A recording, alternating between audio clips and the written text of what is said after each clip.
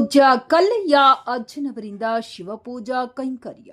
ಬೆಂಗಳೂರು. ರಥಸಪ್ತಮಿ ಪ್ರಾರಂಭದ ದಿನ ಸುದಿನವಾಗಿದ್ದು, ಶ್ರೀ ವೀರೇಶ್ವರ ಪುಣ್ಯಾಶ್ರಮದ ಶ್ರೀ ಪುಟ್ಟರಾಜ ಅಜ್ಜೋರ ಪೀಠಾಧಿಪತಿಗಳಾದ ಶ್ರೀಯುತ ಕಲ್ಲಯ್ಯ ಅಜ್ಜನವರು ಹಾಗೂ ಮಾತೆ ಮಾಣಿಕೇಶ್ವರಿ ಅಮ್ಮನವರ ಮಾನಸ ಪುತ್ರಿ ಶ್ರೀಮಾತೆ ನಂದೀಶ್ವರಿ ಅಮ್ಮನವರು ಬೆಂಗಳೂರಿನಲ್ಲಿ ನೆಲೆಸಿರುವ ಸುನಿತಾ ಗಂಗಾವತಿಯವರ ಸ್ವರಲೋಕ ಸಂಗೀತ ಮತ್ತು ಸಾಂಸ್ಕೃತಿಕ ಮಹಾವಿದ್ಯಾಲಯದಲ್ಲಿ ಶಿವಪೂಜಾ ಕೈಂಕರ್ಯ ನೆರವೇರಿಸಿದರು. ಪಾಠಶಾಲೆಯ ಮುದ್ದು ವಿದ್ಯಾರ್ಥಿನಿಯರು ಗುರುಗಳ ಪೂಜಾ ಸಮಯದಲ್ಲಿ ಸಂಗೀತ ಸೇವೆ ಸಲ್ಲಿಸಿದರು.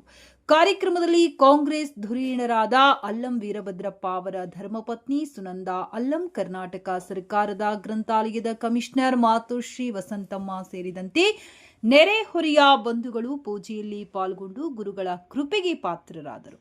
ಗಾಯಕರು ಆದಂತಹ ಶ್ರೀ ಶಿವಕುಮಾರ್ ಸಿದ್ದಾಪುರ, ಸುನಿತಾ ಗಂಗಾವತಿ ಹಾಗೂ ಪುಟ್ಟರಾಜ ಹಿರೇಮಠ್ ಸಂಗೀತ ಸೇವೆ ಸಲ್ಲಿಸಿದರು. ತಬಲಾ ವಾದನದಲ್ಲಿ ಸಂದೀಪ್ ಸೇವೆ ಸಲ್ಲಿಸಿದರು.